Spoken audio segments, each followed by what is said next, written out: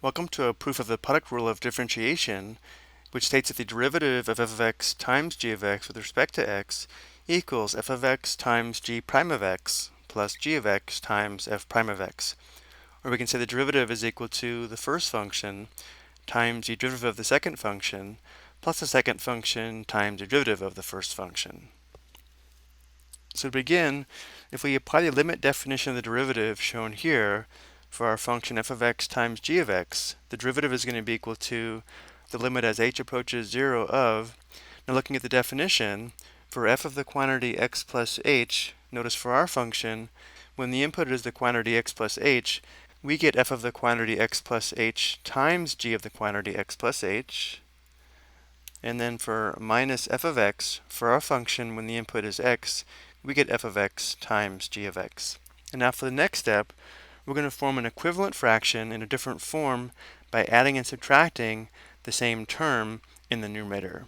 So for the next step, we subtract f of the quantity x plus h times g of x and then add f of the quantity x plus h times g of x. Notice how this sum would be 0, so this is an equivalent fraction, it's just in a different form.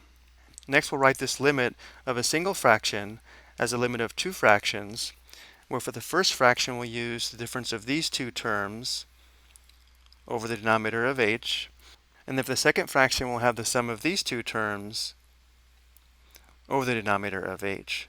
But looking at this difference here, notice how we do have a common factor of f of the quantity x plus h, so we'll also factor the first fraction at the same time. Looking at these two terms, notice how we have a common factor of g of x, so again we'll also factor the second fraction at the same time. So for our first limit, we have the limit as h approaches 0 of, again we factored out the common factor of f of the quantity x plus h from these first two terms. If we want to check this, we can distribute here to verify we get the same two terms we have here. And then for the limit as h approaches 0 of our second fraction, we can also distribute g of x here to verify we get these two terms in the original numerator. And now we're going to change the form of these two fractions by writing them as a product. So looking at this first fraction, notice how because we have f of the quantity x plus h times this difference in the numerator, we can rewrite this as f of the quantity x plus h times this fraction, which is actually the difference quotient for g of x. Then looking at our second limit, again because we have g of x times this difference in the numerator, we can write this fraction as g of x times this difference quotient, which is the difference quotient for f of x. Now notice how we have a limit of a product here, as well as a limit of a product here.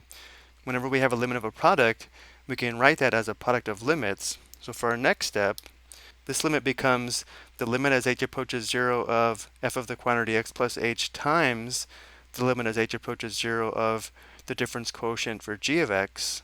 And then we still have plus, and then here we have the limit as h approaches 0 of g of x times the limit as h approaches 0 of the difference quotient for f of x. And now we have everything we need. Let's take this line to the next slide. If we evaluate each of these limits, we should have the product rule. Notice for this first limit, as h approaches 0, this limit is going to be equal to f of x. Next, we have the limit as h approaches 0 of, this is the difference quotient for g of x, which equals g prime of x, and then plus the limit as h approaches 0 of g of x. This is not affected by h, and therefore this limit is equal to g of x. And then we have times the limit as h approaches 0 of, this is the difference quotient for f of x, which is equal to f prime of x. And therefore we have our proof. This is equal to f of x times g prime of x plus g of x times f prime of x. I hope you found this helpful.